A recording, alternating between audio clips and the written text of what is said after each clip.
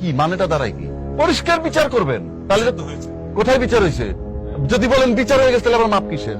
আপনি একদিকে থাকতে হবে, কিন্তু বি প্র্যাকটিক্যাল। বিচার হয়েছে কয়েকজনের, কিন্তু দলগত ভাবে তাদের মাপ চাওয়ার একটা কথা কি এক হইলো মাপ, আবার তাদের ঘরে যে নাতি হয়েছে সে কি রাজাকার? কোথায় আছেন আপনি? তার জন্মই তো বাংলাদেশে। আর আজকে যারা বিচার করতে চায় স্বাধীনতার পক্ষের শক্তি, তাদের জন্য পাকিস্তান। যারা স্বাধীনতার বিপক্ষে তাদের জন্য পাকিস্তান। লম্বা লম্বা গপ্প মারেন। আর এই জেনারেশনের জন্ম বাংলাদেশে, জন্ম বাংলাদেশে তারা বলেন পাকিস্তানি, আর আপনি পাকিস্তানি, আপনি বলতেছেন যে আপনি স্বাধীনতার পক্ষে। তার মানে কি আপনি পাকিস্তান দেশকে ভালোবাসতেন না? আপনি যখন দেশে ছিলেন তখন দেশটাকে ভালোবাসতেন না? বি প্র্যাকটিক্যাল, আমার কাছে কোনো ইমোশন নাই। তাহলে আপনি যারা পাকিস্তানের বিপক্ষে দাঁড়াইছেন, তাহলে আপনি পাকিস্তান বিরোধী, মানে আপনি স্বদেশের বিরোধী। বেশ ভালো কথা, যুদ্ধ করছেন, আমরা ভূখণ্ড পাইছি, কিন্তু এই জেনারেশনের রাজাকারের বাচ্চা রাজাকার কেমনে বলেন না? তার তো জন্মই বাংলাদেশ।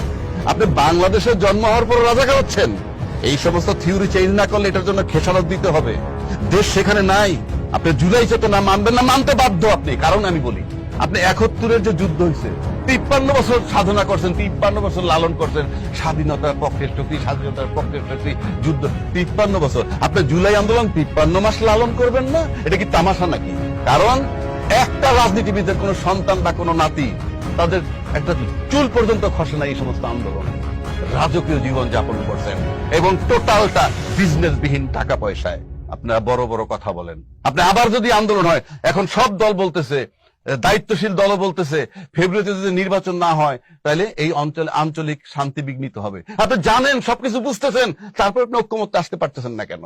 কারণ ঐক্যমত্যে আসলে আপনার দলের লোকসান হয়, আপনার ব্যক্তির লোকসান হয়, রাষ্ট্রের লাভ হয়। আর ঐক্যমত্যে না আসতে পারলে রাষ্ট্রের ক্ষতি হবে। তার মানে রাষ্ট্রের ক্ষতিটা আপনার কাছে কিছুই না। আপনাদের কাছে, রাজনীতিবিদের কাছে রাষ্ট্র একটা খেলা।